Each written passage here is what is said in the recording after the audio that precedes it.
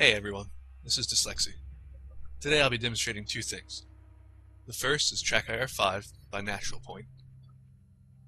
The second is ArmA2 by Bohemia Interactive. Hope you guys enjoy it.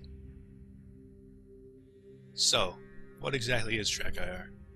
Well, in short, TrackIR is a 6 degrees of freedom head tracking device that allows you to use your head to control in-game behavior.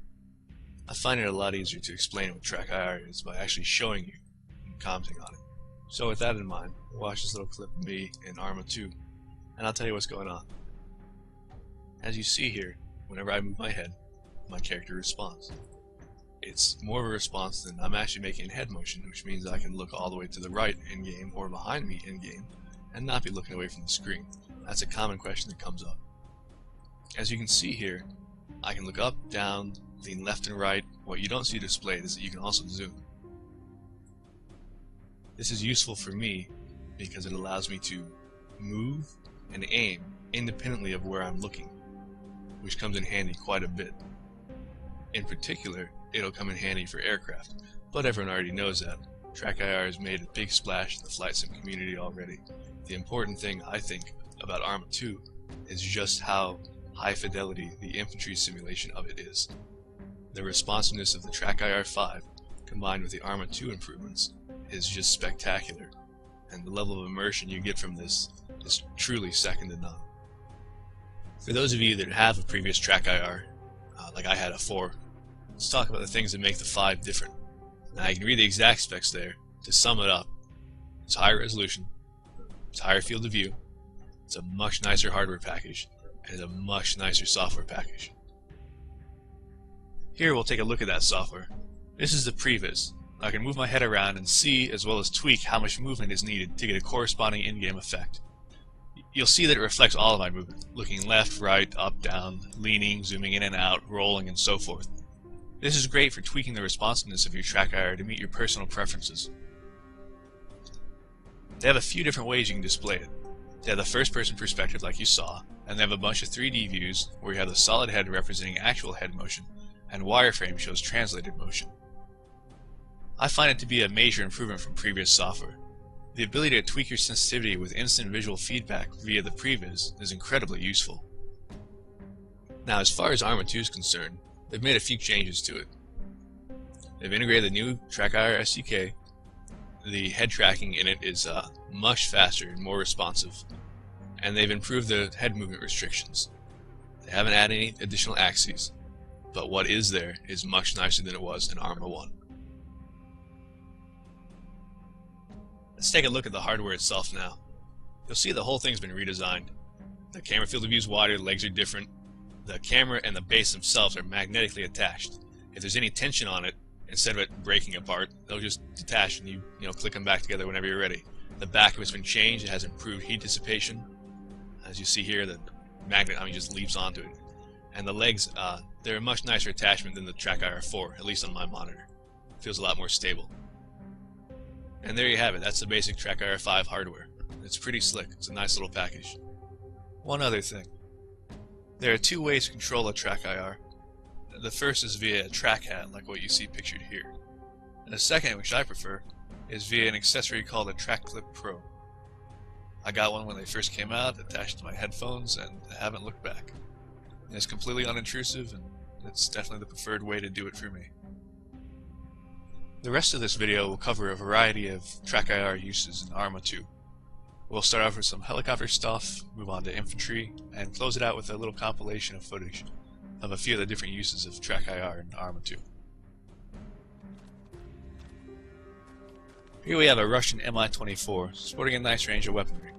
You've got these little fuel air bombs, anti-tank guided missiles, rockets, and of course a cannon.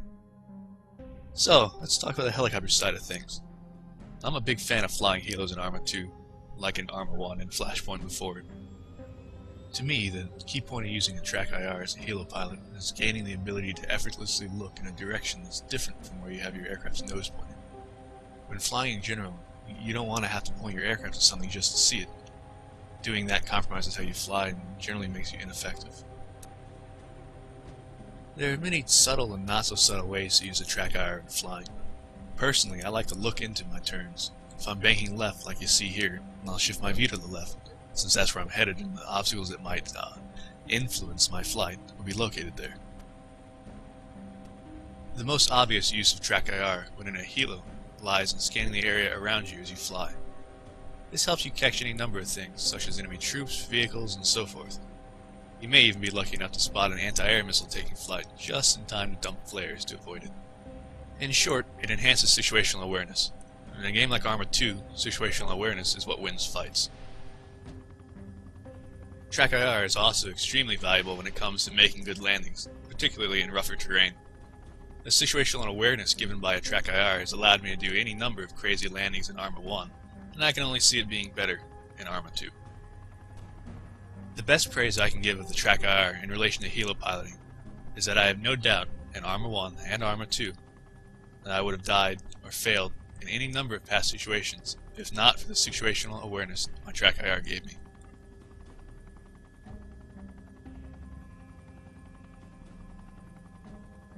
So, now that you've seen some helo stuff, let's move on to the infantry. The infantry side of TrackIR is something which I find to be highly immersive and helpful to use. It's the same concept as with helicopters. You can move and aim in one direction while looking in another. This has a multitude of uses as an infantryman. The most basic of those are what you see here, keeping formation with friendlies and scanning your environment while you move. It all boils down to situational awareness.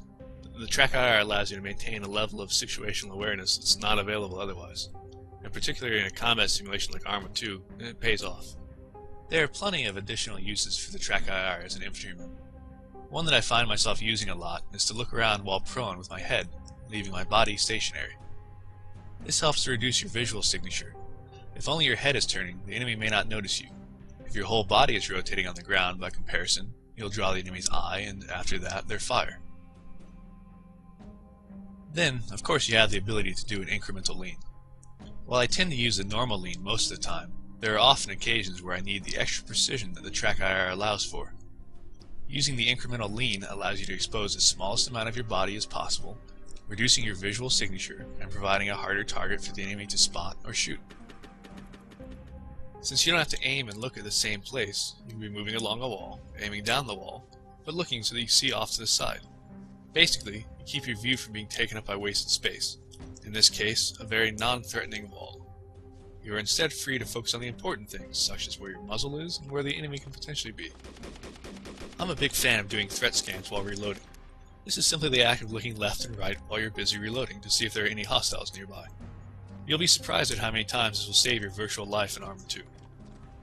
So, there you go. That's a few of the different ways you can use a TrackIR as an infantryman in Arma2. I find it to be a very compelling usage. It's natural. It's how a person would move. You move where you want to move, look where you want to look, and shoot where you want to shoot. The TrackIR facilitates that. Now, for those of you that are looking at getting one of these, feel free to use either of the referral links provided. The first one will give you a discount on a standard TrackIR5 package, while the second will give you a discount on the TrackIR5 plus the TrackClip Pro. I'd recommend the second one. Now, if parts of this come across as a testimonial, it pretty much is. If you check my account, you've seen I've been doing videos of TrackIR for, well, since ArmA came out. I've been using it since ArmA came out. I've used it in a variety of games, but the primary one I do is ArmA, and now Arma2. I cannot imagine playing either of the games without a TrackIR. I very strongly believe that you will not be disappointed if you pick one of these up.